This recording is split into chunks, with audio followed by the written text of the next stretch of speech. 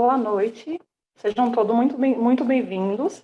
Meu nome é Ana Clara e serei a mediadora de hoje.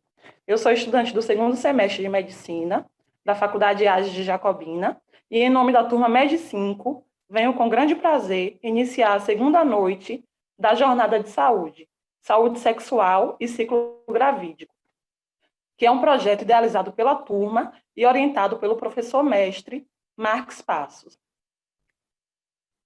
Hoje convidamos a doutora Leilane Barbosa de Souza para falar sobre métodos contraceptivos e a prevenção à IST. Doutora Leilane Barbosa é doutora em enfermagem na promoção da saúde pela Universidade Federal do Ceará, pela UFC. Atualmente é professora adjunta do curso de graduação em enfermagem e do mestrado acadêmico em enfermagem, ambos da Universidade da Integração Internacional da Lusofonia Afro-Brasileira, a Unilab. Coordena também o grupo de pesquisa intitulado Promoção da Saúde Sexual e Reprodutiva, PROSER. Seja bem-vinda, doutora Leilane. Boa noite a todos.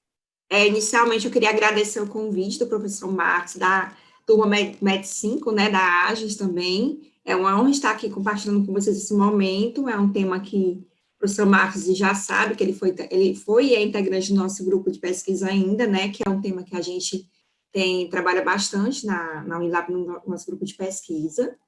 Então, muito obrigada pelo convite. E também, assim, vocês já me apresentaram, né? Eu sou a professora Leilane, eu fui professora também da Federal de Sergipe, da Federal do Piauí também, e agora estou na Unilab, liderando esse grupo de pesquisa, e também ministro a disciplina de saúde sexual e reprodutiva. E eu queria começar um pouquinho hoje com vocês sobre métodos contraceptivos e a prevenção de STs. Primeiramente, né, qual a pergunta que a gente escuta muito quando a gente atende mulheres, né, no consultório de ginecologia? Eu acredito que tanto de medicina quanto de enfermagem também, né? Qual é o melhor método contraceptivo? Elas perguntam muito. Iniciei a relação sexual, quero me prevenir, não quero engravidar. Eu queria saber qual é o melhor método que existe. E essa pergunta tem uma resposta, né, que a gente tem que refletir muito. Não existe um método perfeito. Existe um método mais adequado para paciente. Então, a gente tem que avaliar primeiro se é uma paciente que tem alguma contraindicação, se ela tem algum tipo de fator, né, algum tipo de histórico familiar relacionado a algum tipo de efeito tromboembólico, como TVP, AVC e outros tipos de patologias ligadas a essa questão, porque em alguns métodos existe um risco e a contraindicação em relação a esse tipo de patologia. Se a paciente é uma paciente jovem, adolescente, por exemplo, que pode ter alguma restrição em relação à questão de esquecimento de tomar algum medicamento, de algum tipo de também alterações hormonais, alterações no ciclo menstrual. Então, todas as questões têm que ser levadas em consideração. Por isso que é importante a anamnese. A gente tem que primeiro investigar o histórico da paciente, que tipos de doenças de base ela já pode possuir, como é o tipo de perfil que ela tem, se a paciente que ela tem uma rotina bem estabelecida, que ela lembra os horários de tomada de medicação ou não, se ela tem alguma restrição, por exemplo, com o próprio corpo, conhecimento com o corpo, ela não vai poder usar um método comportamental ou de barreira. Então, a gente tem que investigar essas questões também. Mas e aí, né? A gente investigando como a paciente qual é o perfil da paciente. Não existe nenhum tipo de alternativa, de estratégia que eu possa avaliar se o método realmente é eficaz comparado com outro método. A gente vai ver que existem algumas estratégias que a gente pode avaliar a eficácia de um método na forma que ele é usado, de forma típica, que é com a possibilidade de erro da paciente, e na forma também convencional, que a gente chama de forma perfeita, que é a forma que, conforme recomendado pelo fabricante, né? Que essa estratégia é o índice de Peele, que é semelhante ao como a gente pode chamar de índice de falha. Ele vai medir quanto aquele método pode ser efetivo e eficaz. Como é que ele vai medir isso? Ele vai avaliar o quê? O número de gestações que podem ocorrer em um grupo de 100 mulheres durante um ano. E aí ele tira esse número, e aí a gente tem uma noção do percentual de falha que aquele método pode ter. E ele avalia de duas formas. A forma rotineira, que aí ela vai avaliar a efetividade, e a forma perfeita, como eu falei anteriormente. A forma rotineira é você indicar o método para paciente e deixar a paciente utilizar aquele método com a possibilidade de ter falhas pelo uso. Por exemplo, a paciente pode esquecer de tomar um dia a pílula, então é uma forma rotineira. Está prevendo esse tipo de falha que pode ocorrer. E aí o cálculo é feito, mas considerando que ele vai dar um valor menor, uma confiabilidade menor, porque ele considera essas questões. O uso preservativo, por exemplo, vamos supor que a pessoa não saiba utilizar corretamente, então está previsto nesse tipo de cálculo. Na forma perfeita, o grupo que é avaliado, ele usa o contraceptivo, como o nome já fala, de forma perfeita, ele usa conforme recomendação. E aí é avaliado que a eficácia, que é você usa corretamente. Mesmo assim, qual a taxa de falha que a gente pode ter com aquele método? Então, é importante a gente ver esse índice para ter uma ideia da confiabilidade do método, certo? Em alguns casos, o método pode ter um índice de pio bem baixo, que é muito bom. Então, quanto menor o índice, melhor para a efetividade e eficácia dele, certo? É inversamente proporcional. Quanto menor o índice, mais confiável é o método. Mas pode ser que para aquela paciente não seja tão confiável assim, ou até contraindicado. Por exemplo, a pílula, ela é um método que ela tem um índice de pio bem baixo, ou seja, ela é muito confiável. A taxa de falha dela, a taxa de eficácia, 99,8 por aí por cento, na forma perfeita dela. Mas pode ser que a minha paciente não possa utilizar o método hormonal, e aí eu tenho que procurar outro método. Então, é importante a gente conhecer todos os métodos e avaliar conforme o perfil da paciente. E aí, qual é o importante eu saber também, né? Como é que eu vou indicar ou não o método? A OMS, ela recomenda que a gente indique métodos que tenham índice de pio abaixo de 4. A OMS, ela recomenda que a gente sempre observe a questão desse índice de pio, ou índice de falha, que ele não seja superior a 4, porque acima de 4 ele oferece um risco muito grande de gravidez. E aí a gente tem que ter esse cuidado, né, de orientar a paciente que caso ela opte por um método que não seja um método com índice baixo, né, que seja um índice mais alto, que ela tenha um risco maior de engravidar, certo? E muitos dos riscos que envolvem esse índice ser elevado tem relação também com a questão do uso, da forma rotineira.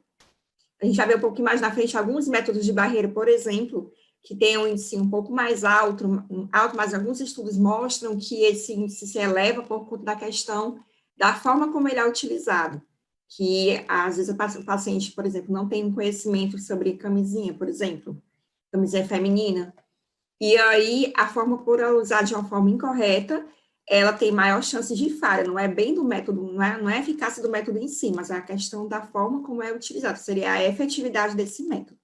Pode passar.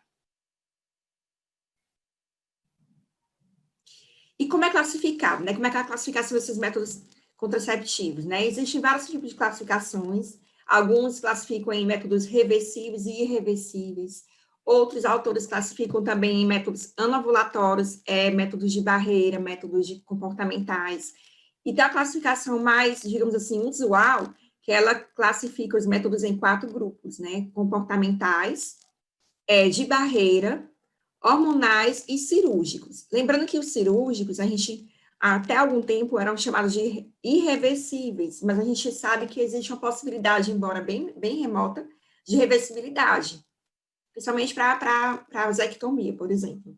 Mas a gente classifica como cirúrgico por envolver procedimento cirúrgico que a gente pode obter a esterilização masculina e feminina. Pode passar. Então, vamos iniciar com os métodos contraceptivos comportamentais. A gente tem, primeiramente, o coito interrompido, que a gente tem que lembrar que ele é o primeiro método contraceptivo documentado, né? Inclusive, na Bíblia, existem relatos de coito interrompido, de uma forma, né, com a linguagem, claro, uma linguagem diferenciada, mas que a interpretação a gente vê que tem relação com esse tipo de método. O índice de pio dele é bem alto, porque é 22 na forma típica, rotineira, né? Então, significa que para a gente que quer abaixo de 4, ele, rotineiramente, ele não oferece uma boa proteção. E de uma forma perfeita, que seria o homem ter um autocontrole, um autoconhecimento, no momento que ele vai ter a ejaculação, o índice dele cairia para 4, ainda não seria um método indicado, porque tem que ser abaixo de 4.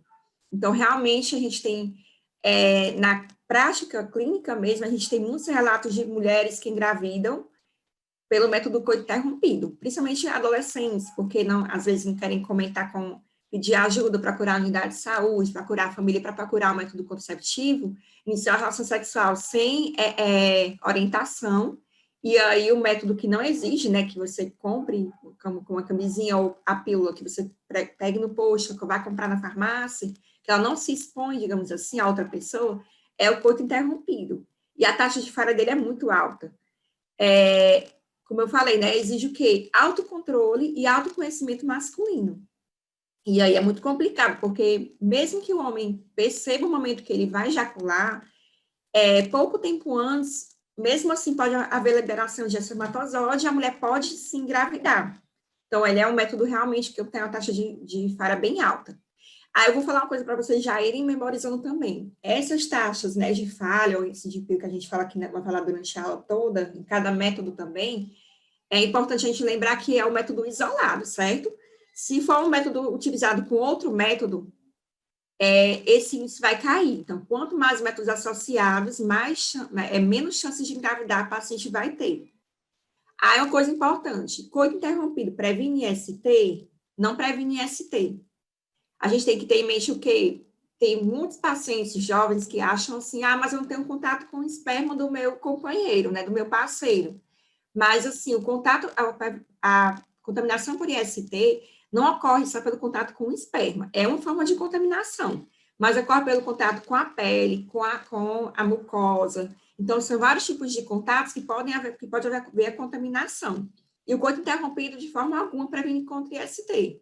Até porque ele pode ter contato com o esperma, sim, mesmo que seja de uma forma breve, mas, assim, é um método contraceptivo? Porque entre não usar nada e o coito interrompido reduz as chances de engravidar, certo? Então, ele é um método contraceptivo. É um método confiável que eu posso recomendar? Não, não é. Ele não é um método confiável que eu possa recomendar, pela taxa dele de falha, né? Que é o índice que a gente está avaliando aqui, que é bem alto. 22 na forma usual significa que entre 100 mulheres que utilizarem esse método, 22 vão engravidar. Então, é uma taxa relativamente alta. Pode passar. Tabelinha, né? Qual é o índice da tabelinha? Que a gente está sempre avaliando esse índice. Esse índice também, gente, é um índice que ele não se varia muito de lugar para lugar, de país para país, nem de estado para estado, é um índice meio que semelhante. Mas a gente tem que ter uma visão também da situação da nossa paciente. Mas a tabelinha, o índice dela no uso habitual desse método é 24, né? Então, é também bem alto. Então, 24 mulheres que usam tabelinha no grupo de 100 têm chance de engravidar, que usam com o intuito de não engravidar, né? E se usa da forma usual, que é esquecer, não anotar o dia primeiro dia da menstruação, não usar o método corretamente, ter alguma falha no uso. Se usar corretamente, o índice varia entre 3 a 5. Como eu tenho um 5 aí de variação, eu também não posso confiar na tabelinha como método contraceptivo. É um método contraceptivo porque, como eu falei do primeiro método, né? Entre usar a tabelinha e não usar nada, a tabelinha vai me ajudar a ter uma noção de ter menos risco de engravidar. Mas não é um método confiável que eu possa recomendar para prevenir gravidez para paciente, certo? Como é que eu faço esse uso desse método?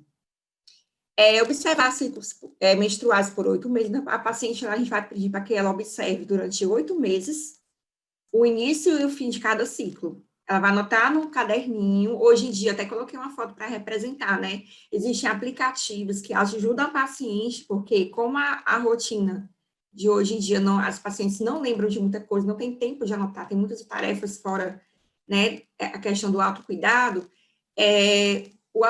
muitos aplicativos ajudam a paciente a anotar esses ciclos. E ela vai só marcando o primeiro dia e o último dia de cada um, e ele vai registrando. No final de 8 meses, você pode fazer o resgate desse período todo. E essa diferença de ciclos não pode ser maior do que 10, certo? Se for maior do que 10, a tabelinha já está contraindicada. Então, tem que ser um número menor do que 10. Então, a gente já tem que ver se realmente ela é uma paciente potencial para usar a tabelinha ou não, mesmo sendo um método com índice de falha alto. Aí, o que é que ela vai fazer? Ela vai pegar o ciclo mais curto dela e diminuir de 18, certo? E pegar o ciclo mais longo e diminuir de 11. E aí ela vai ter o início, o resultado do primeiro cálculo, vai dar o início do período fértil desse paciente, e depois ela vai ter o fim do período fértil da paciente. Então, quanto mais regular o ciclo da paciente for, se as meninas quiserem até fazer uma simulação também aí, fazer um cálculo simulando, é interessante. Vocês vão ver que vai dar geralmente a gente, na prática clínica, quando a gente faz esse tipo de cálculo, para a gente testar com o paciente, dá um período bem grande de abstinência, certo? Por exemplo, aqui, deixa eu ver aqui, tá? Dar uma base para vocês aqui, certo?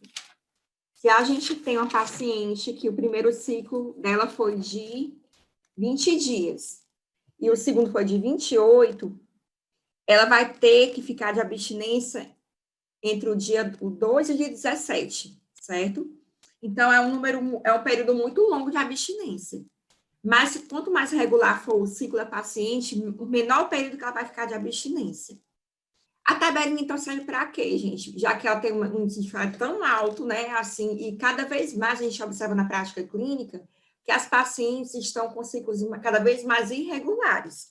Eu acredito que devido ao estilo de vida, alimentação, enfim, contexto, atividade física, uso de algum tipo de substância, como outros métodos hormonais ou então medicamentos, que interferem no ciclo da menstruação, e elas não têm uma regularidade tão grande.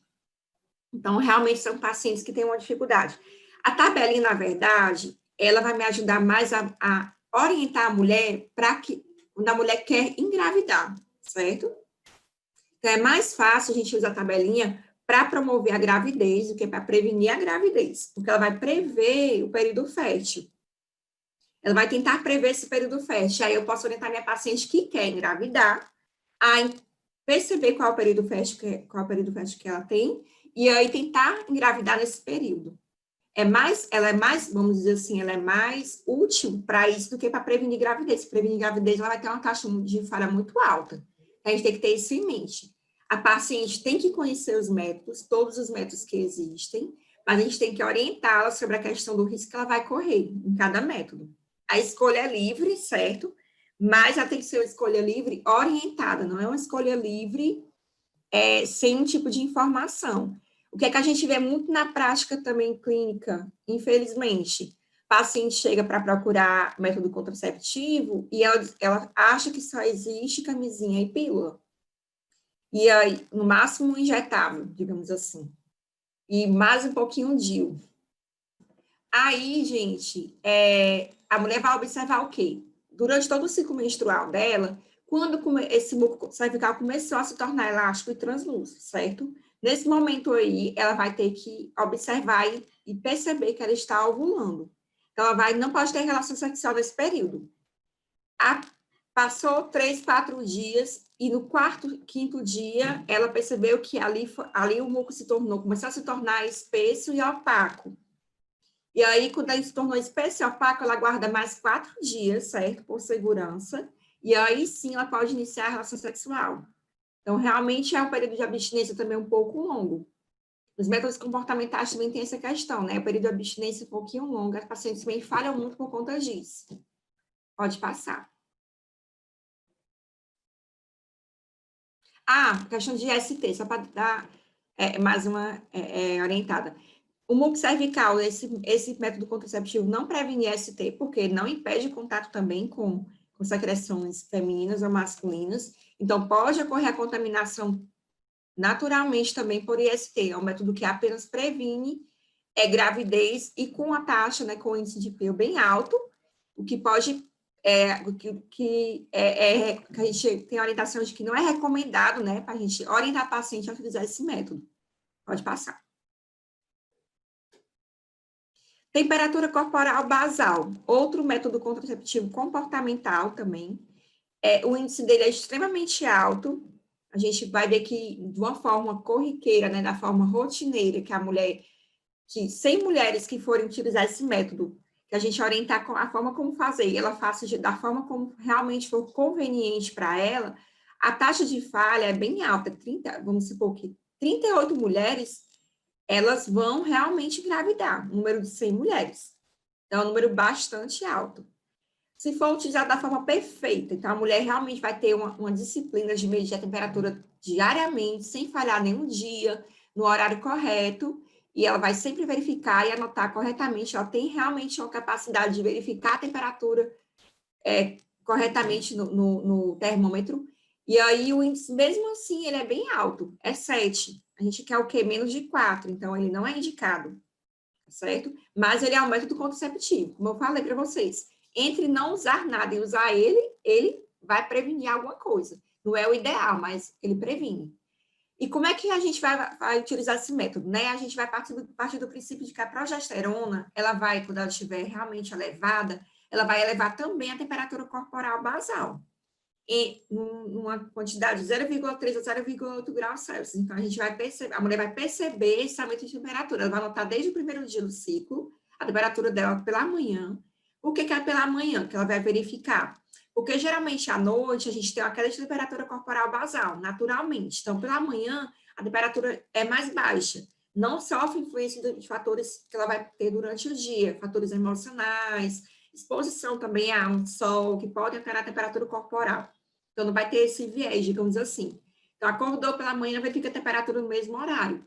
E aí, ela vai verificando, quando ela perceber que a temperatura se elevou um pouco, ela vai identificar que aquele período ali ela está ovulando.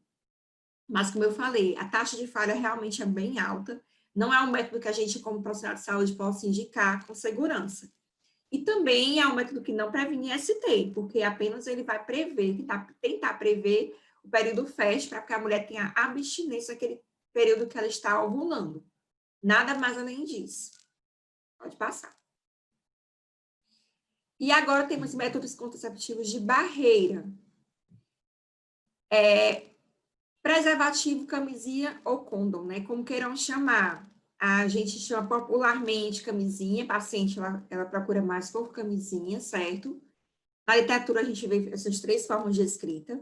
Qual é a função, né, da camisinha? Masculina ou feminina? Impedir o contato do esperma com a vagina. Ok?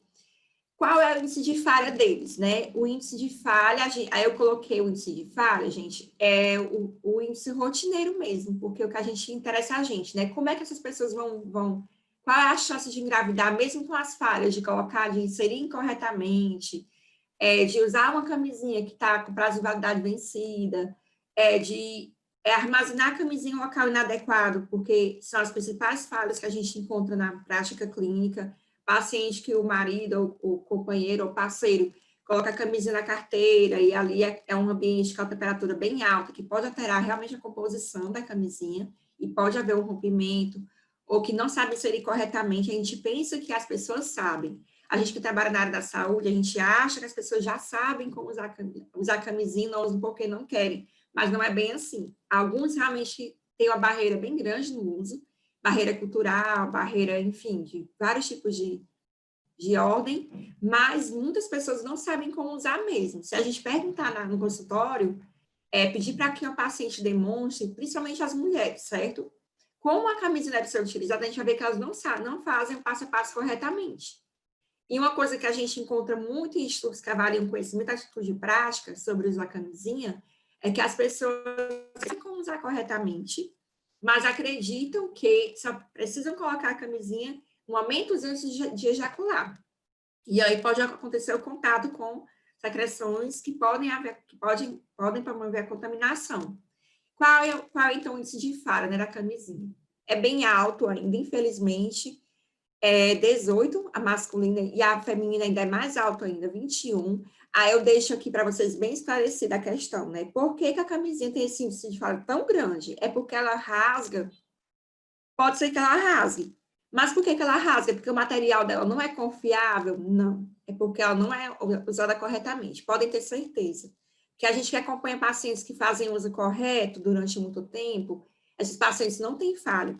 Elas usam durante anos, elas nunca tiveram gravidez indesejada, nunca houve rompimento da camisinha. Agora sim, elas sabem que tem que olhar a validade da camisinha, que não pode rasgar a camisinha com qualquer tipo de, com a unha grande, ou com, enfim, com a boca.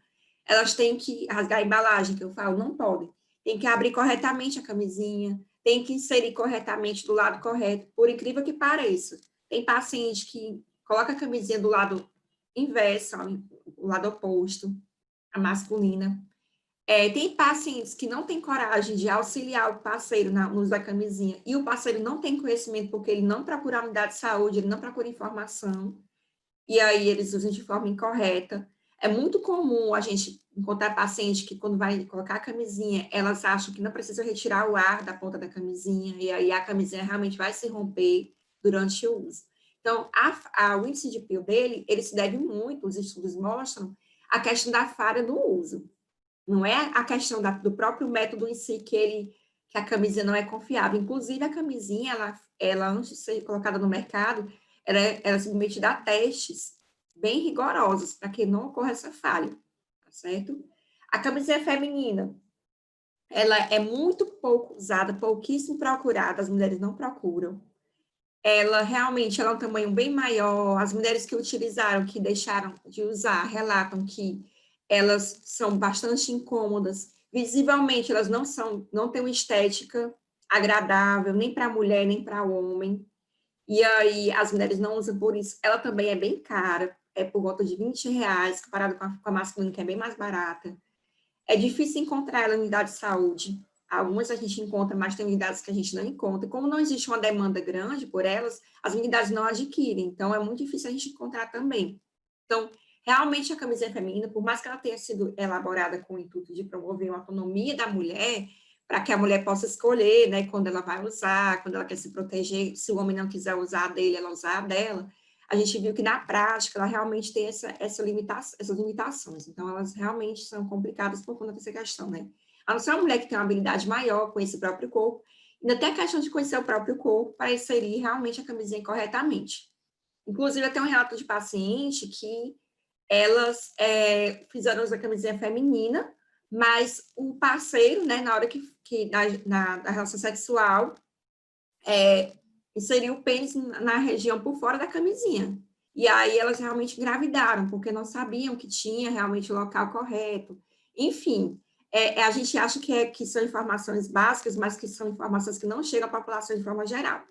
Lado bom, elas oferecem dupla proteção, então realmente elas protegem contra IST.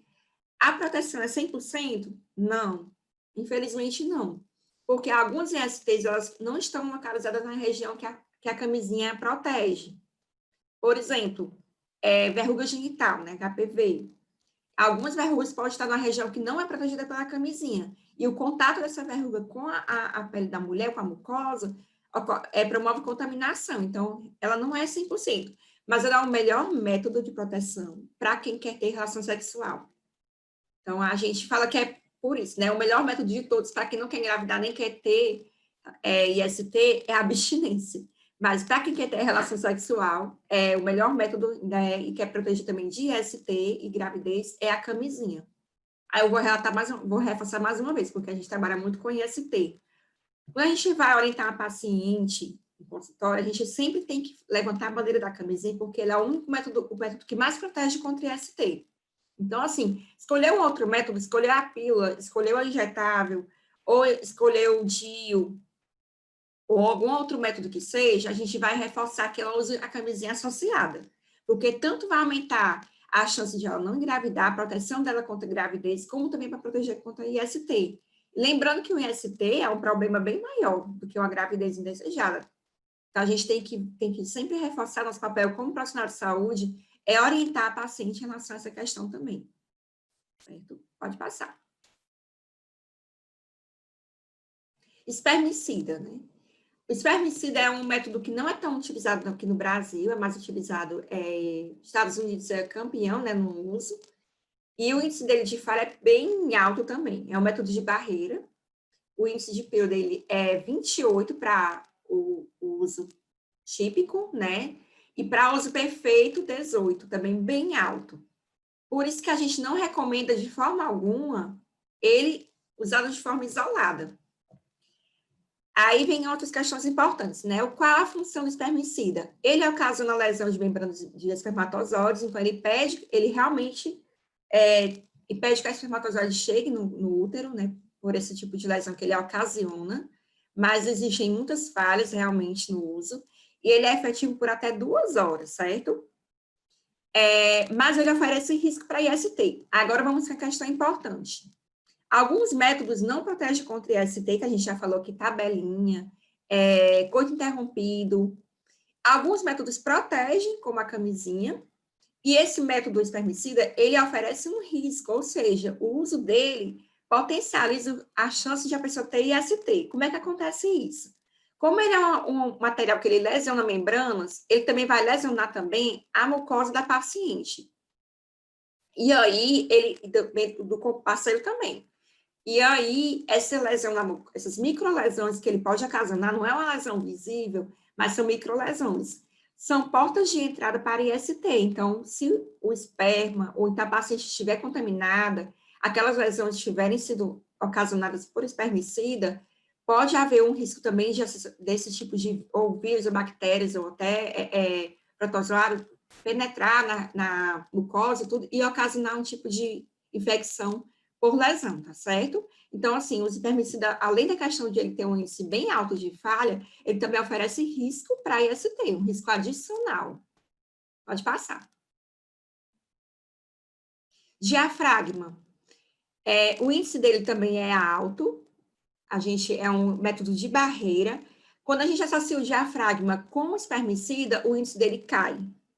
Mas, assim, no Brasil não é culturalmente bem aceito esse método, mas ele existe também, tá? A paciente tem que saber que ele existe. O índice dele para uso, né, para uso rotineiro é 16, bem alto, então cada 100 mulheres que usam diafragma, 16 podem engravidar. E para uso perfeito, 6, também é um índice que não está dentro do nosso parâmetro, de 4, abaixo de 4. O que é que ele exige que a gente avalie da paciente? Se a paciente é uma paciente que tem um autoconhecimento do seu próprio corpo, se a paciente que ela conhece o que é colo de útero, que ela sabe onde é que se localiza o colo do útero dela, e aí, se for uma paciente nesse perfil, que ela realmente deseja usar o diafragma, a gente tem que observar também se ela tem, digamos assim, uma habilidade para inserção do diafragma também, certo? Aí, lembrar de associar o diafragma sempre a um espermicida, que aí potencializa o efeito e reduz esse índice de PIL. Ele oferece uma proteção parcial para IST? Oferece. Por que ele é parcial? Não é como uma camisinha, mas ele protege o colo do útero, digamos assim, porque ele forma uma barreira no colo do útero. Então, dessa forma, ele oferece uma proteção parcial para IST. Mas ele não é um método indicado para prevenção de IST, para quem quer ter relação sexual e prevenir IST. A gente indica a camisinha. A camisinha protege mais. Mas, de qualquer forma, é uma informação que deve ser dada. Pode passar. DIU, né? A gente tem um DIU, que é um método também hoje em dia com um índice de uso bem alto. As mulheres estão aceitando muito bem o DIU, hoje em dia, que é o dispositivo intrauterino. O índice dele é bem baixo, vejam aí que é menor que 1. Então, o índice dele é muito bom. A chance de uma mulher engravidar é menor que 1. A gente tem um DIU, que é o DIU de cobre. A gente sempre escuta muito falar sobre DIU de cobre e DIU hormonal, né? Na verdade, o hormonal é um sistema, né? Nem um dispositivo, porque ele vai liberar gradativamente aquele hormônio. Então, a gente chama de sistema intrauterino. E essa siglazinha, CIO-LNG, que é de levonorgestrel, certo? O índice dele também, tanto faz o DIU de cobre quanto o hormonal, digamos assim, popularmente falando, que a paciente vai chegar para a gente perguntando isso. o índice de pio dele é abaixo de 1 dos dois. Então, realmente, eles são muito eficazes. O de cobre, ele pode ficar até 10 anos com a paciente, e ele age da seguinte forma, ele causa inflamação endometrial. O principal mecanismo de ação dele é a inflamação endometrial. Então, ele torna esse endométrio não apropriado para a guidação, né? Então, ele realmente não permite que ocorra a guidação. Vocês devem ter visto já essas fases, não vou nem repetir para vocês, em outras aulas, né? O processo, né, liberação do óvulo, fecundação, nidação, enfim. Aí ele impede esse tipo essa etapa de nidação, certo? Já o CIO também, ele é feito com, a base dele é levonorgestrel, que é um progestágeno, e o período dele é 5 anos de uso, né? Em média, 5 anos. A liberação dele é diária, lenta e decrescente. Então, ele começa liberando uma quantidade maior e a cada ano vai diminuindo. A cada dia vai liberando uma quantidade bem menor de levonorgestrel. Até que, quando chegar ao fim de 5 anos, a quantidade já é bem menor, então tem que realmente haver a troca para que seja feita a reposição desse hormônio, tá certo? E eles dois não previnem ST. Mais uma vez, lembrando, né? O DIU não previne ST, nem o CIO, nenhum dos dois previnem ST, certo? Eles têm, realmente, a paciente que quiser se prevenir de gravidez e prevenir ST, a gente vai orientar que ela use o DIU e use a camisinha. Pode passar. Aí uma pergunta para vocês refletirem, né? Qual a conduta no caso de mulheres que engravidam utilizando o DIU ou o CIO, né? Já viram casos de mulheres que engravidam? Assim, existe um mito, né, muito grande em relação à questão do DIU. As mulheres dizem que, é porque eu conheço alguém que conhece outra pessoa que engravidou com o DIU. Aí são casos que acontecem isolados, mas se a gente observar o relato de falha dele não é alto, a gente viu que é abaixo de 1, o índice, né? Então, esses números não são realmente muito altos, né?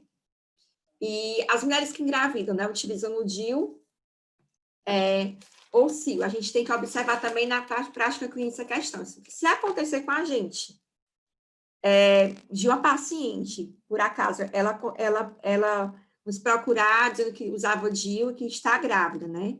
Se o fio do DIU, aquele fiozinho, vocês vão ver em ginecologia, vocês não tiverem visto a cadeira de disciplina de ginecologia ainda, né?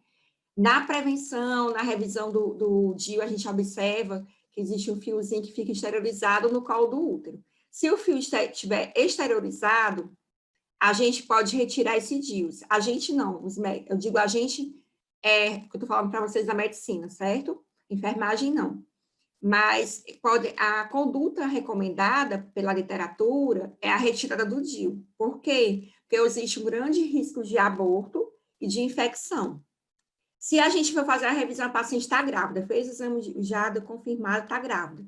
Vou observar onde é que está esse DIU. Eu não vejo mais o fiozinho, o DIU, então esse paciente, não vou mais mexer com essa paciente, vai ser só acompanhar essa paciente, ver se ela tem algum tipo de sintoma, ou sinal de infecção durante a gravidez, ou de abortamento. Então, eu vou acompanhar essa paciente e vou manter o DIU lá, porque o risco de ter algum tipo de complicação, um procedimento que eu vou mexer na questão da retirada do DIU de uma forma mais invasiva, é maior. Então, a recomendação é essa. Vocês já irem refletindo o que pode acontecer. Não é comum, mas, caso aconteça, exige um pensamento, uma conduta, né, diferenciada. Pode passar. E agora vamos para os métodos contraceptivos hormonais, né, que a gente, digamos assim, na prática clínica, são os que a gente mais lida com eles no dia a dia. A gente tem vários tipos de apresentação de métodos contraceptivos hormonais. O anticoncepcional oral combinado, né, que é a pílula. Temos os injetáveis, mensal e trimestral. Temos o implante também, que não é tão comum a gente observar no sistema de saúde, mas que existe a possibilidade também dele. O adesivo transdérmico e o anel vaginal. Algum método desses aqui previne contra IST? Não. Nenhum método previne contra IST, pois são métodos que eles, na verdade, eles vão interferir na período ovulatório, principalmente. Assim, o mecanismo de ação deles basicamente impedir a ovulação, ou retardar a ovulação. Mas, na verdade, eles vão impedir a ovulação. mas podem também atuar de forma a promover o espessamento do muco cervical, que aí dificulta a passagem dos espermatozoides também, que aí é um mecanismo também de prevenção de gravidez, e também podem interferir também na motilidade da tuba uterina. Mas a principal forma de ação deles, realmente, é impedir a ovulação. Pode passar.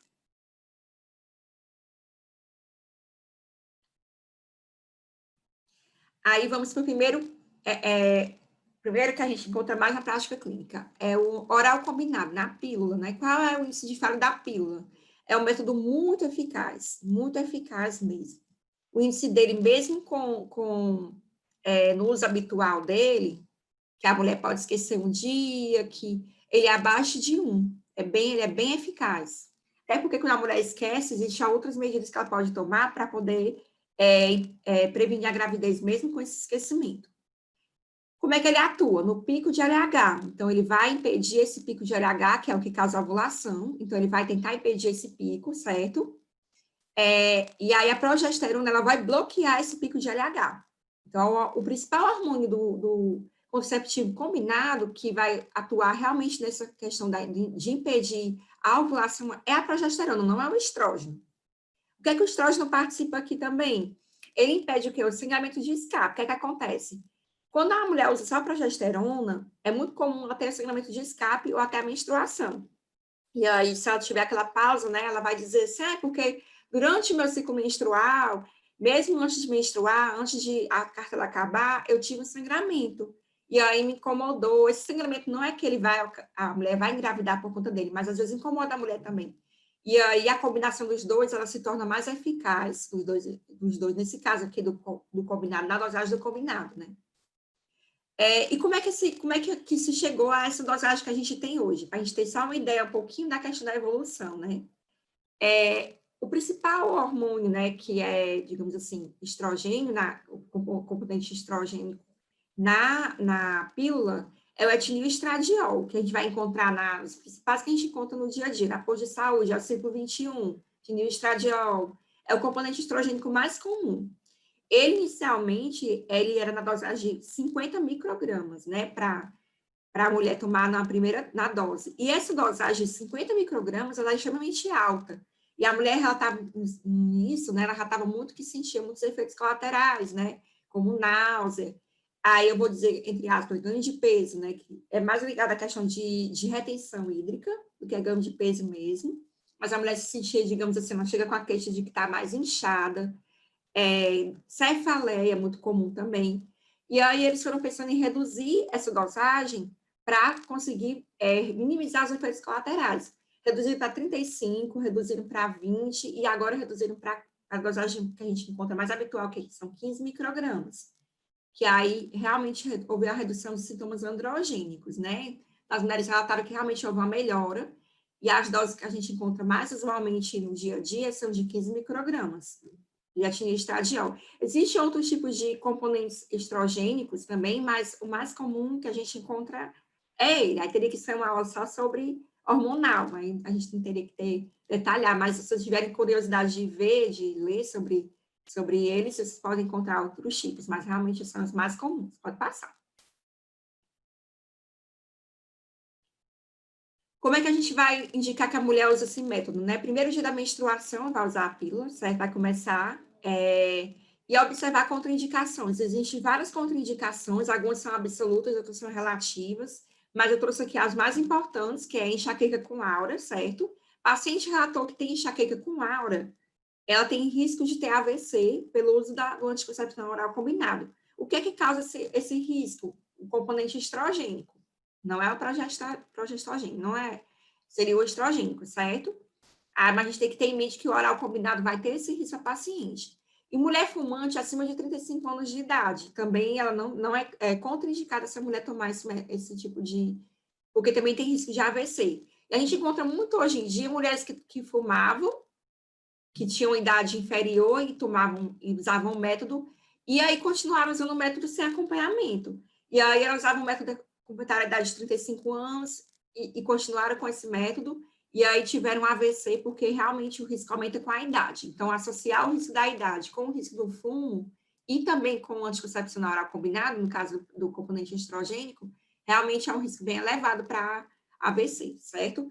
Aí, lembrando também, paciente que tem só enxaqueca, pode usar o anticoncepcional oral combinado? Pode, mas na prática clínica que a gente observa, elas vão ter queixas maiores de enxaqueca também. Vai continuar, a frequência de enxaqueca pode aumentar. Certo? Então, é uma coisa que a gente tem que orientar a paciente, que ela pode ter esse aumento. Caso de esquecimento, aí tem algumas recomendações. Sempre eu digo para a gente seguir as recomendações do fabricante, porque cada um pode haver algum tipo de alteração de um para outro, de um componente para outro. De forma geral, o que é que eles falam? Que até 12 horas, se esquecer uma dose, lembrar de até 12 horas de tomar dose e continua normalmente as demais, que não há risco de gravidez, certo? Mais de 12 horas, aí há um risco, né? Então, a pessoa tem que tomar a dose que esqueceu, tomar as demais, depois, né? Não precisa esperar para tomar tudo junto. Toma quando lembrar e usar o método não hormonal nos próximos 7 dias, por segurança, certo? Assim, existe um risco de gravidez ainda, pelo esquecimento de mais de 12 horas. Alguns tipos de contraceptivos hormonais orais podem trazer recomendações diferentes em relação à questão da tomada no caso de esquecimento, mas de forma geral é isso. Pode passar. Aí uma pergunta, que a gente escuta muito também na prática do atendimento, né? Antibiótico corta o efeito da pílula? E aí, vocês acham que, né? Se eu tivesse sala de aula, eu ia esperar vocês responderem aqui. Mas pensem um pouquinho, né? O antibiótico, ele vai cortar o efeito da pílula? Tem paciente que fala assim, eu engravidei, porque eu tomei um antibiótico, estava tomando pílula, engravidei. Aí a gente pensa assim, imagine a quantidade de pessoas que têm que tomar antibióticos de forma geral e não engravidam. Por que alguma engravidou? Será que realmente foi o efeito do antibiótico? Só existe um antibiótico, pessoal, que ele tem um efeito realmente, digamos assim, que ele vai competir pelo mesmo sítio que o hormônio absorvido da pílula, né? Que é a rifampicina, que ela é usada mais para tratamento de tuberculose, certo? No caso de antibióticos rotineiros, que a gente vê amoxicilina, cefalexina, azitromicina, eles não vão cortar esse efeito.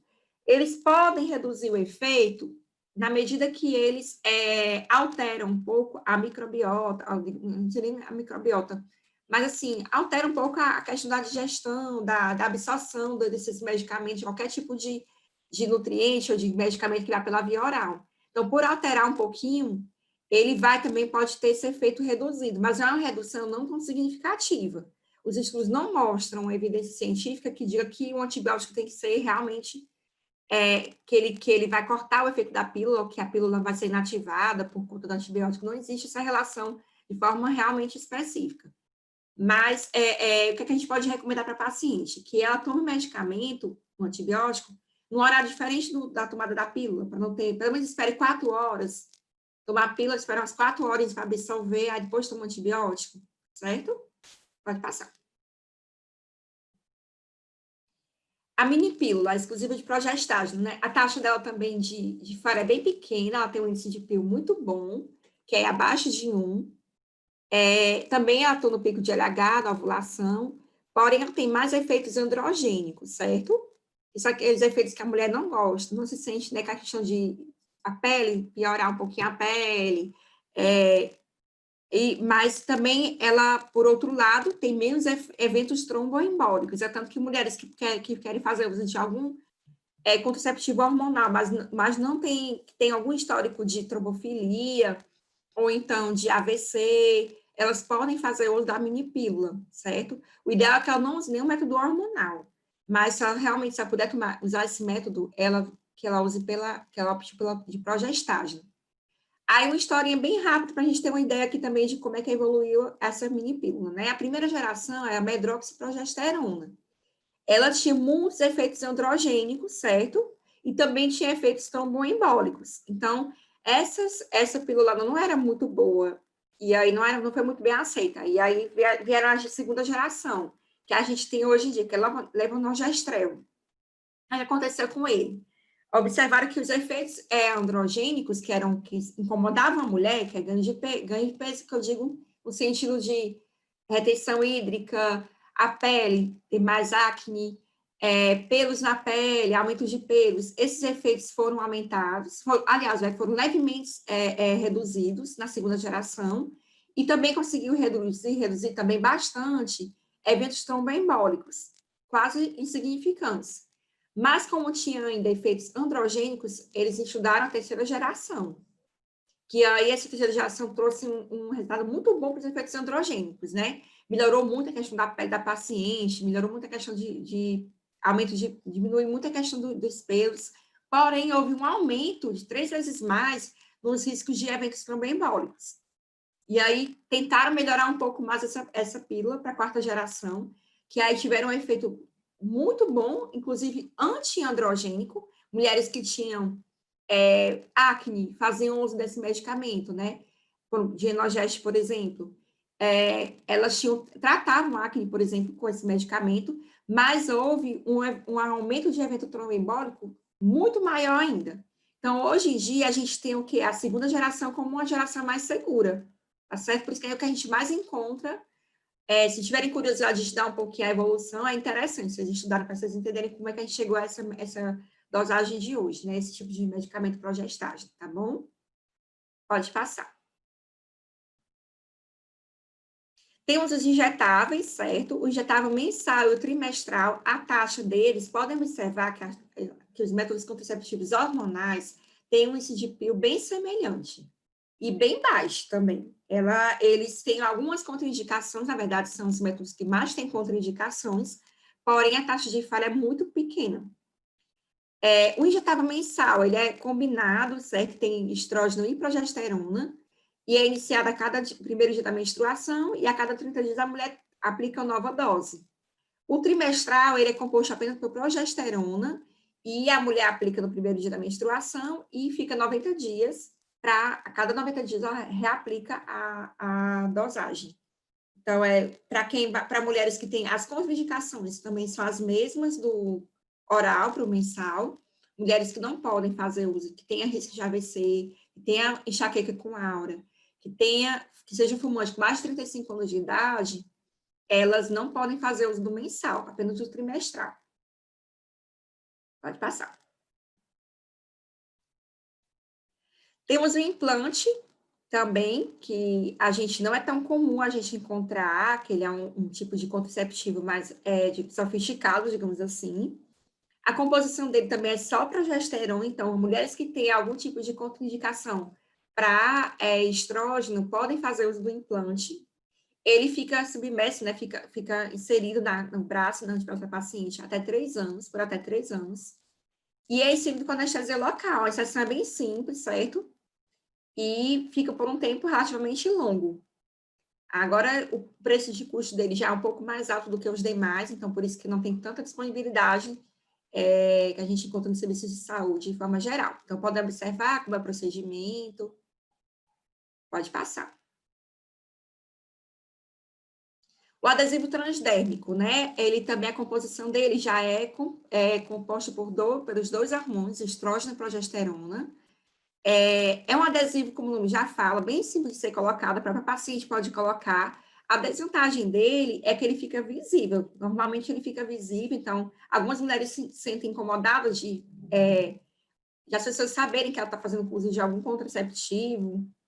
Mas, assim, a aplicação dele é bem prática, bem simples, certo? Da parte inferior do abdômen, superior do braço, nas nádegas ou nas costas, conforme mostra a figura. É o início da aplicação, primeiro dia da menstruação, e a cada semana a paciente tem que trocar o adesivo, tá certo? Ela mantém por 3 semanas e pausa na 4ª semana. Bom, a questão da pausa, só uma observação também importante, a curiosidade, né? Tem alguns medicamentos orais combinados, adesivo, né, que tem a pausa. Aí a paciente pode perguntar assim, essa pausa aqui ela é obrigatória eu fazer? Não é obrigatória. Alguns estudos mostram, né, que essa pausa é mais para a questão da paciente perceber a menstruação, perceber que seu ciclo está acontecendo, mesmo com o uso do contraceptivo. Mas se ela quiser não pausar, os estudos mostram, né, que não existe nenhum tipo de prejuízo para a saúde da paciente. Pode passar. Temos o anel vaginal também, né? Que aí também o índice de PIL dele é bem baixo, porque é de 1, então abaixo de 1. Os hormonais realmente têm um índice de falha bem baixo. A composição dele também é combinada estrógeno e progesterona.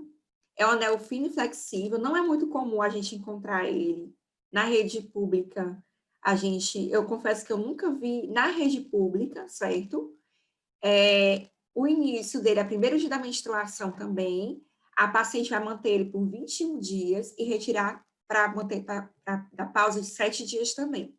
Vamos supor num ciclo normal, né?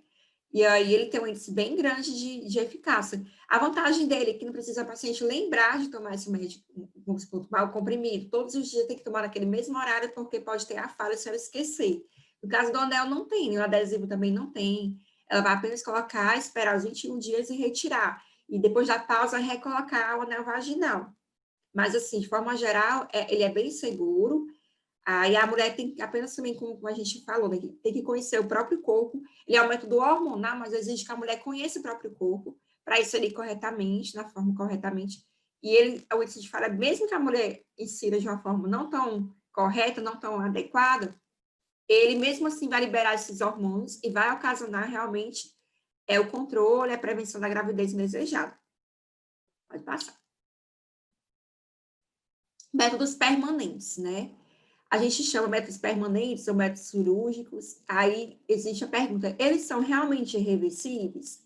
Eles não são totalmente reversíveis. A gente tem a ideia de que a reversibilidade é bem rara, principalmente para o caso da esterilização feminina, mas a masculina já é mais fácil reverter, mas a gente tem uma possibilidade remota de reversibilidade. Pode passar. A feminina, né? O índice de falha é bem pequeno também, abaixo de 1. Existem várias técnicas, gente, para esterilização feminina, certo? O corte ou bloqueio das trompas. Então, pode ser feito de forma, vários tipos de cirurgias também, laparoscopia, laparotomia, ou então inserção, né, de um tubozinho pelo colo do útero. Então, os métodos de cirúrgicos são variados, alguns são mais invasivos, outros menos invasivos. Os mais invasivos, eles têm a desvantagem de a paciente ter que ficar em repouso, porque é uma cirurgia, né, de grande porte, mas logo após esse repouso, a recuperação ela já está realmente sem risco de gravidez. Já o bloqueio das trompas, ele exige realmente que a paciente espere algum tempo, faça um exame para verificar se realmente houve esse bloqueio, para realmente ela ter segurança de que não vai ter risco de engravidar. Eles excluem a possibilidade de encontro do espermatozoide com o óvulo, então eles atuam dessa forma, certo? A mulher ela pode continuar ovulando, mas ela não ocorre esse encontro, né, para acontecer a fecundação.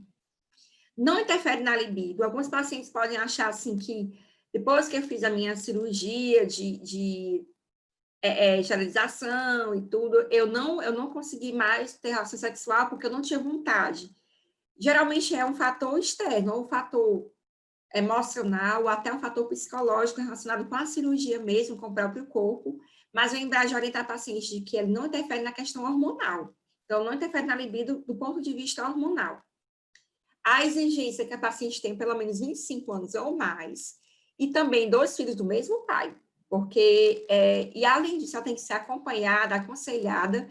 Esse aconselhamento que a gente faz com o paciente, ou a equipe, na verdade, que faz, médico, psicólogo, enfermeiro, ele visa realmente desaconselhar a cirurgia, né? Porque a paciente ela pode se arrepender. E a gente sabe que esse método realmente é o método que é mais difícil de a gente reverter, se é que existe a forma de reverter. Então, a gente tem que desaconselhar a paciente, porque pode ela se arrepender, ela pode usar outros métodos para evitar gravidez. Caso ela opte realmente pela cirurgia, pela esterilização, e ela preenche critérios de ter 25 anos a mais e 2 filhos do mesmo pai, a gente vai para outra etapa, que é o consentimento de ambos, né, do cônjuge. Se ela for realmente uma paciente casada, que tem um companheiro, é importante que ele esteja ciente de que ela está fazendo esse procedimento. Parece até um critério meio um pouco machista, né, mas ele existe, porque algumas pacientes se queixam muito, porque se o corpo é da mulher, né, por que o homem tem que opinar? Mas isso é uma questão legal. Tem uma lei que ampara, né, que a paciente, ela realmente tem que, o companheiro tem que saber que a paciente não pode mais ter filho, porque ele tem que estar ciente dessa questão. Vasectomia, o índice de prio também é bem baixo, então o procedimento é bem mais simples do que o da mulher. Ocorre o corte dos ductos, né, que conduzem o esperma, e aí o homem pode ejacular normalmente, só que essa ejaculação dele não tem espermatozoide, então por isso que ele realmente não vai, ele não vai engravidar a mulher, porque não tem espermatozoide na ejaculação, no material. Não interfere na libido também, certo? Tem muitos pacientes que acham que vai ocasionar impotência, mas não tem nenhum tipo de evidência científica. Pode ter a ver com a questão mesmo psicológica do paciente, mas geralmente acontece muito nos primeiros meses, mas depois o paciente ele já se acostuma. Mas é uma questão também que a gente tem que levar em consideração para poder orientar o paciente. Orientar o paciente, geralmente a literatura recomenda que ele use outro método por 6 meses, porque existem relatos de gravidezes que aconteceram durante os primeiros 6 meses depois vasectomia. Então, para evitar esse risco, né, a gente recomenda que o paciente use outro método associado durante 6 meses. E depois realizar o espermograma para verificar se realmente não aconteceu nenhum tipo de liberação de esperma ainda após a ejaculação. E a vasectomia tem maior chance de reversibilidade do que a esterilização feminina, a criadura, por exemplo, né? Então, a gente tem que orientar também o casal em relação a essa questão, né? Quando a mulher quer fazer uma cirurgia, a gente pode estar orientando se o parceiro não poderia fazer a vasectomia, não tem interesse em fazer, porque no caso dele é mais fácil reverter do que na mulher. Prevenir ST? Não. Embora tem pacientes que acham que vasectomia previne ST porque não tem esperma. Mas o vírus, ou a bactéria, ou qualquer outro micro-organismo, ele não está alojado na questão do esperma, no líquido de forma geral, certo? Pode passar. Aí temos a contracepção de emergência, gente. Como o nome já fala, é um método contraceptivo para usar realmente quando algum outro método falhou. Mas, infelizmente, na prática clínica, a gente observa que as mulheres usam de forma indiscriminada. Elas acreditam que não vão usar o método contraceptivo porque não tem relação sexual frequente.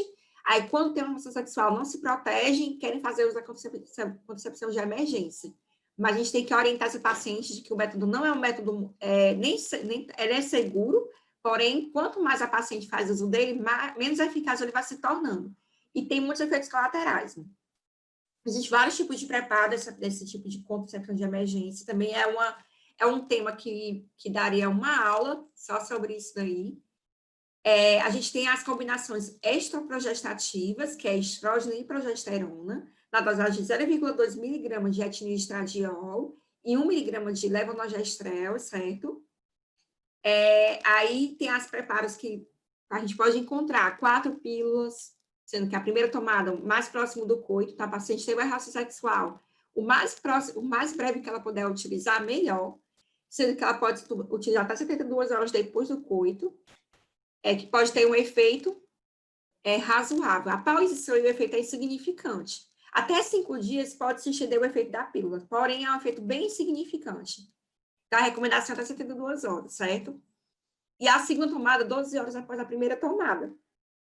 Aí temos também a progestativa, que é só de levonorgestrel, 1,5 miligramas, que pode ser de 2 pílulas, ou até de uma pílula também, que é dose única.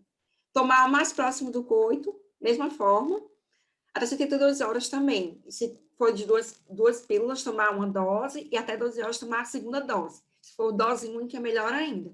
Existe diferença entre uma pílula extraprogestativa e a pílula progestativa? Existe. Alguns estudos mostram também que a progestativa, que é apenas com progestágeno, tem menos efeitos colaterais, porque não tem um estrógeno associado. Não tem contraindicação para mulheres que têm risco de AVC, risco de tromboembólico, ela pode tomar sem maiores riscos, no caso. E também, alguns mostram que existe até uma proteção maior contra a gravidez, no caso, a progestativa. Então, sempre que tiver a opção de usar a progestativa, é preferível do que a extraprogestativa. Em algumas situações, a gente não tem disponível. Aí vocês vão ver na literatura, se tiverem curiosidade de ler sobre contracepção de emergência, que existem vários tipos de forma de utilizar esse método. Não é só a forma de ir lá comprar um comprimidozinho, dose única, ou 2 comprimidos, ou até 4 comprimidos, não. Existem formas diferentes de usar esse comprimido, desde que a combinação alcance a dosagem que a gente recomenda, que o Michel recomenda, que a OMS recomenda, de etilil estradiol, levonorgestrel, tá certo? Aí, lembrando assim, tem paciente que pergunta assim, mas isso aqui é uma bomba de hormônio.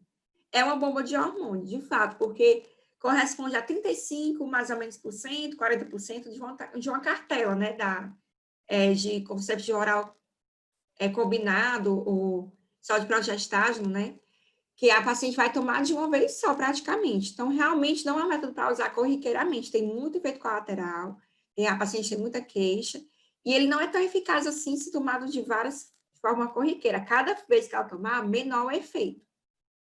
Certo? Pode passar.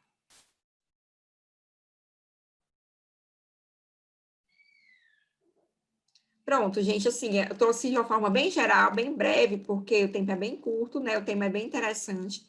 Mas eu queria que vocês procurassem aprofundar também a temática, eu queria convidar vocês a conhecerem também a Unilab. A Unilab é a Universidade da Integração Internacional da Lusofonia Afro-Brasileira, que é a universidade que eu trabalho como professora, certo? Coloquei o link aqui do site da Unilab para vocês conhecerem essa universidade. E também o nosso grupo de pesquisa, que aqui é o endereço no Instagram, que é Proce Unilab, que ali vocês vão encontrar também informações bem interessantes sobre saúde sexual e reprodutiva de forma geral, tanto a questão de contraceptivos, como IST, gravidez, parto, puerpério. Se vocês puderem dar uma olhadinha também, vocês vão gostar do material que a gente tem lá, certo? Pode passar. É só um recadinho para vocês que estão assistindo, né, que eu sempre gosto de enfatizar. Se puder, fique em casa, para a gente preservar a nossa saúde. Se precisar sair, use máscara. E obrigada pela atenção.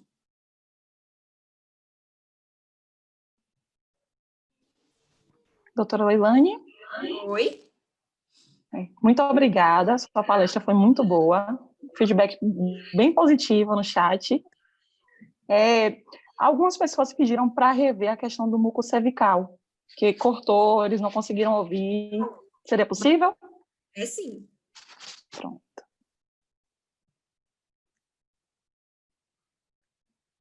Pronto, muco cervical, né? É importante. Eu até gosto de falar sobre esse método, porque a gente é meio, assim, eu sou meio suspeita para falar, mas se vocês quiserem ler um pouquinho sobre ginecologia natural, vocês vão gostar muito do material também que tem disponível, sobre essa nova forma de ginecologia. O método contraceptivo comportamental, o cervical, ele não utiliza hormônio, né? A gente já falou um pouquinho sobre isso, mas lembrando, né, que ele é baseado no comportamento da mulher também se observar quando é seu período fértil. O índice de Pio, como a gente já falou um pouquinho sobre ele é bem alto, ele não é um índice baixo, ele não é um método que eu possa recomendar de forma confiável para minha paciente, porque ela pode engravidar de forma habitual, o uso típico dele, né, que a mulher pode usar com as falhas que são corriqueiras.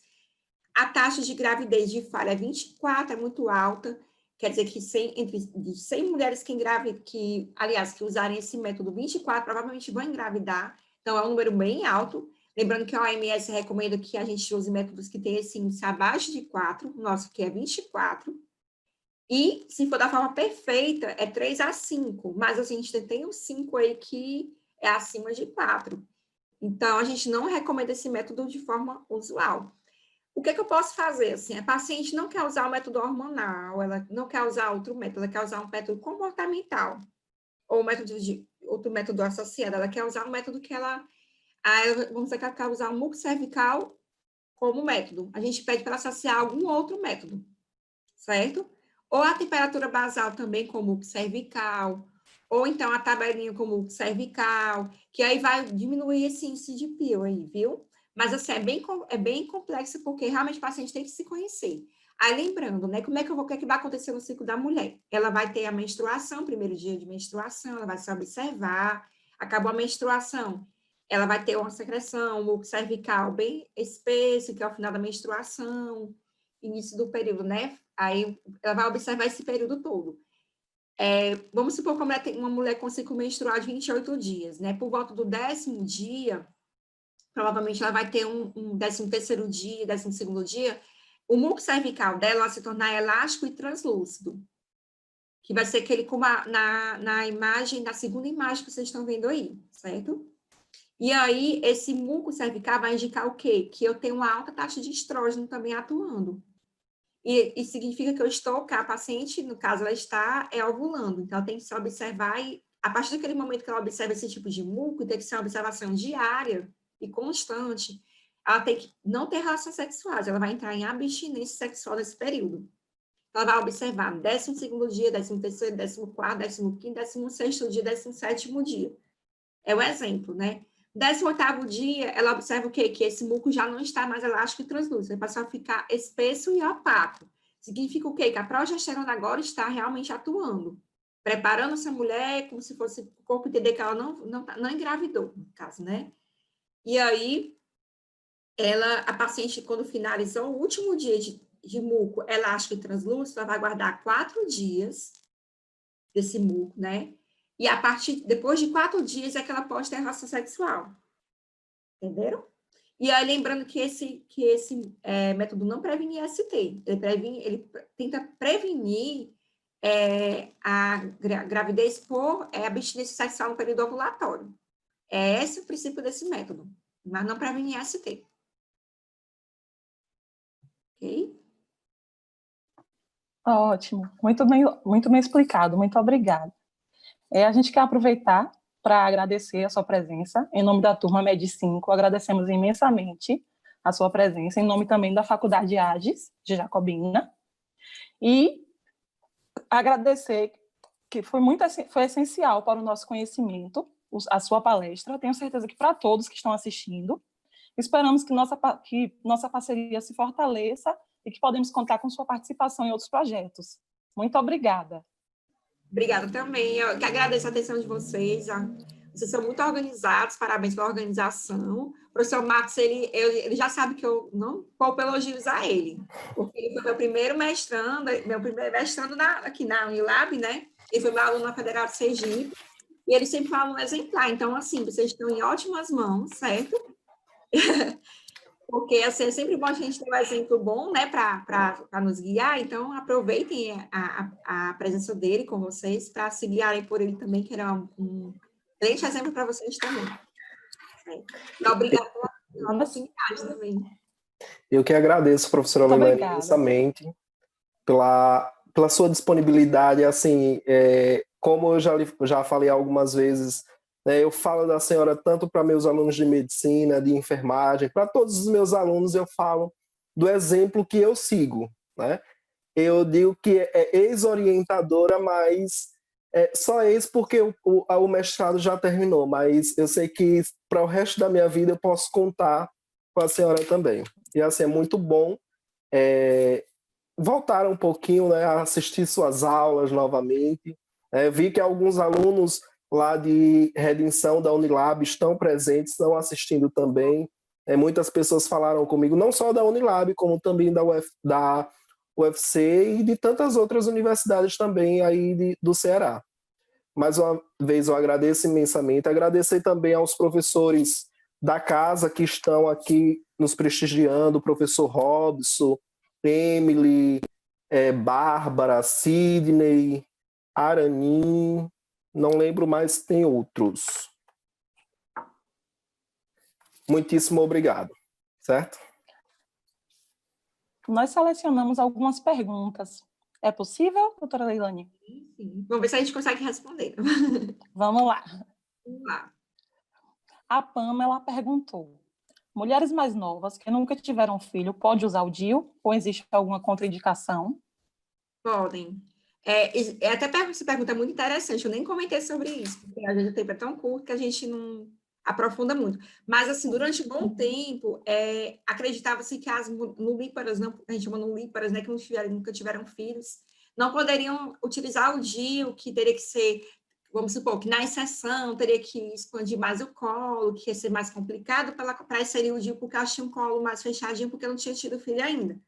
Mas aí, com o tempo, alguns estudos mostraram que mulheres nulíparas faziam uso do DIU, que a dilatação era igual à de uma mulher no caso da inserção, né? Semelhante a uma mulher que tinha tido filho, já pouca diferença, então não tinha nenhum tipo de contraindicação ou diferença de mulíparas para multíparas, inclusive elas poderiam se beneficiar, porque é um método realmente muito bom para muitas mulheres, né? Algumas realmente não têm indicação de DIU, mas muitas vão ter.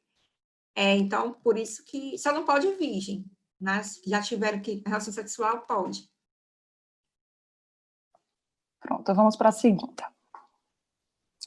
A Thaisa perguntou: quantas vezes no ano podemos usar a pílula do dia seguinte? Ótima pergunta também, muito boa. Eu também não falei sobre isso, eu estava lembrando de falar, esqueci.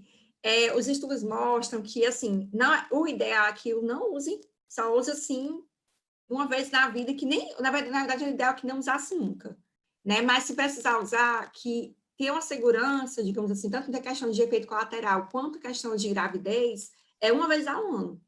Não mais do que uma vez, porque quando usa mais de uma vez ao ano, a eficácia diminui bastante. E a mulher também fica mais exposta ao efeito hormonal, né, também na pílula. Pronto, vamos para a última. A Andresa perguntou: usar anticoncepcional que tardia a menstruação adia a menopausa? Que o quê? Porque falha um pouquinho o áudio. Como é? Usar anticoncepcional que tardia a menstruação também adia a menopausa? E tardia? É como se fosse que a mulher não menstrua? Isso. Não tem nenhuma relação científica com isso aí também, viu? Durante o tempo também, questionava-se muito a questão da pausa, né?